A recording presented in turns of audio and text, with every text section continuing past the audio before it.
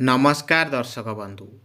जो नारीठारे यही सबू लक्षण देखा जाए तार गुण किपरि होइथाए मोर आपण मानकु गोटे रिक्वेस्ट भिडियोटी को शेष पर्यंत देखिए किसी ना किसी जानिबाकु निश्चिंत पाइबे।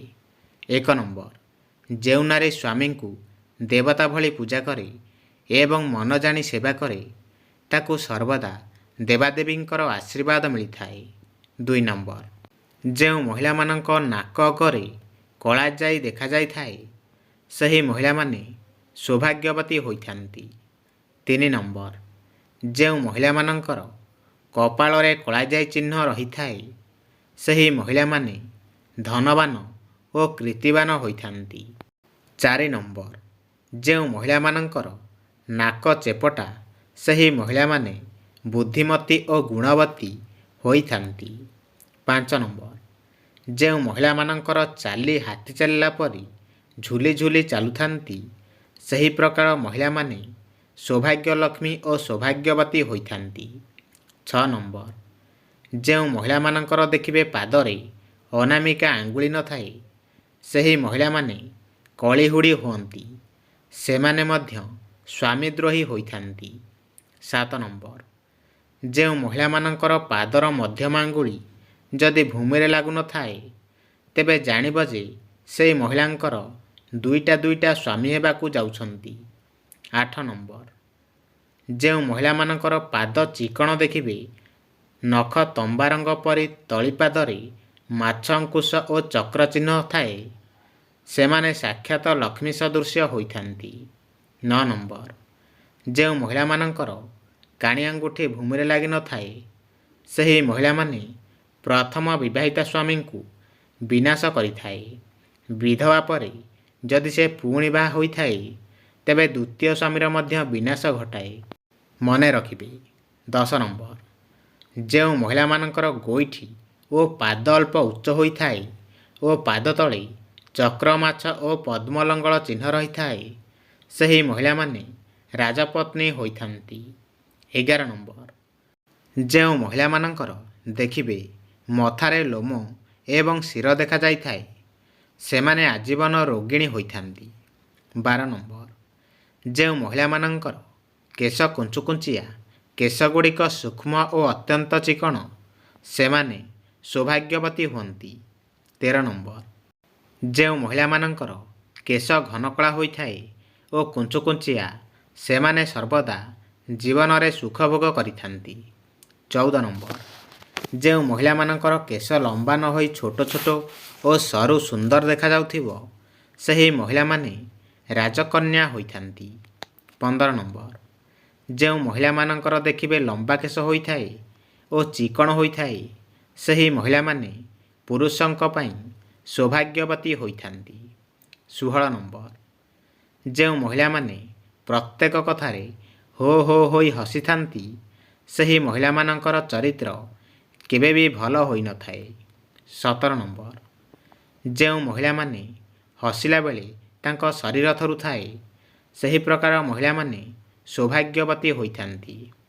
18 नंबर जो महिला मानकर हसिला बेले सेमानक दांत बाहर को देखा जाए नाही सेमाने अति सुखी अटंती। 19 नंबर जो महिला माने मुंडरे गोटे सरल रेखारे सिंथी काटी थांती सही महिला माने अहिसुलक्षणी होइथांती।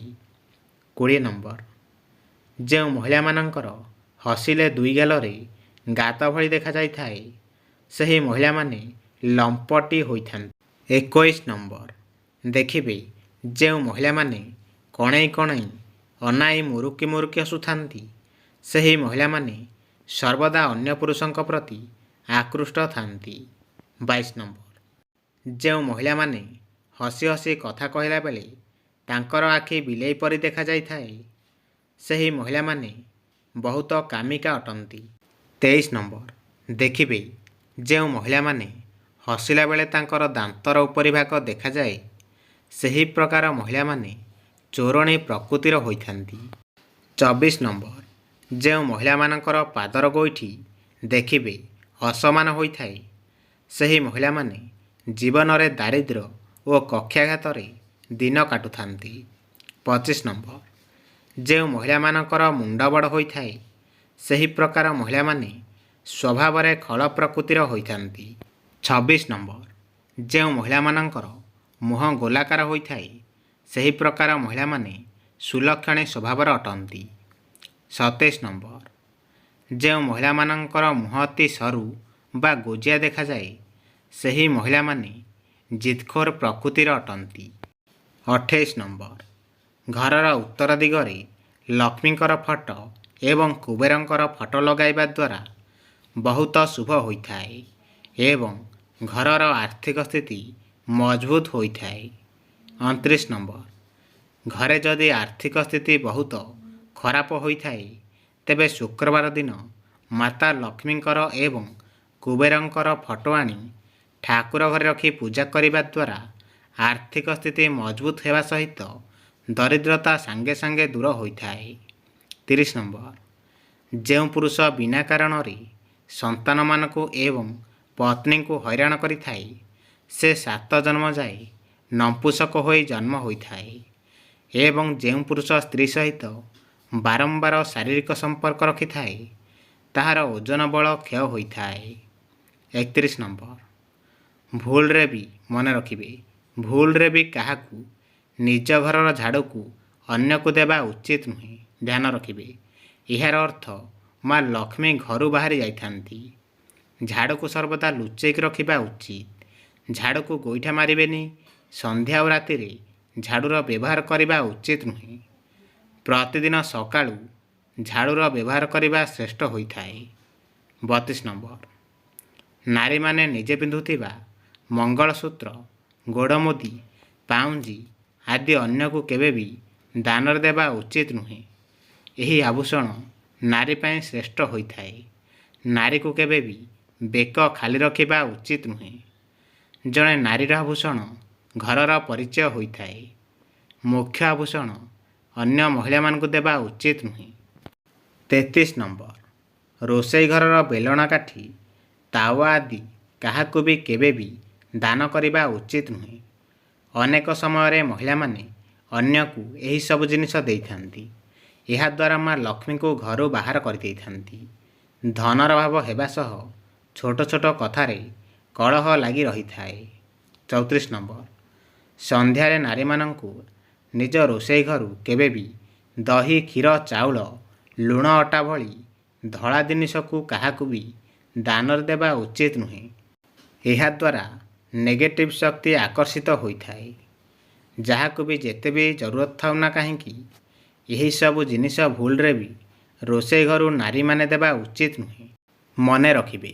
35 ନମ୍ବର, ସୂର୍ଯ୍ୟାସ୍ତ ପରେ କେବେ ବି ତୁଳସୀ ଗଛକୁ ଛୁଇଁବା ଏବଂ ତୁଳସୀ ପତ୍ରକୁ ଛିଣ୍ଡାଇବା ଉଚିତ ନୁହେଁ। ଏହା ଅଶୁଭ ହୋଇଥାଏ ଏବଂ ଏପରି କରିବା ଦ୍ୱାରା ଦରିଦ୍ରତା କେବେ ବି ଘର ଛାଡ଼ି ଯାଇନଥାଏ। 36 ନମ୍ବର, ଯଦି ଆପଣଙ୍କ ସ୍ତ୍ରୀ ଜଣେ ଗୃହିଣୀ, ସେ ଘର କାମ କରି ଥକିଯାଆନ୍ତି, ଆବଶ୍ୟକ ପଡ଼ିଲେ ବା ତାଙ୍କ ସ୍ୱାସ୍ଥ୍ୟ ଖରାପ ହେଲେ ଆପଣ ନିଶ୍ଚିନ୍ତ ତାଙ୍କୁ ଘଷାମୋଡ଼ା କରିଦେବା ଉଚିତ ହୋଇଥାଏ। 37 ନମ୍ବର, ଦୃଷ୍ଟିଶକ୍ତି କମଜୋର ହୋଇଥିଲେ ପ୍ରତ୍ୟେକ ଦିନ କାଠଚମ୍ପା ଫୁଲକୁ ମନେ ରଖିବେ କିଛି ସମୟ ଶୁଙ୍ଘିବା ଉଚିତ। ଏହାଦ୍ୱାରା ଦୃଷ୍ଟିଶକ୍ତି ବୃଦ୍ଧି ହୋଇଥାଏ। ଦେଖିବାରେ ହେଉଥିବା ଅସୁବିଧା ସବୁଦିନ ପାଇଁ ଦୂର ହୋଇଥାଏ।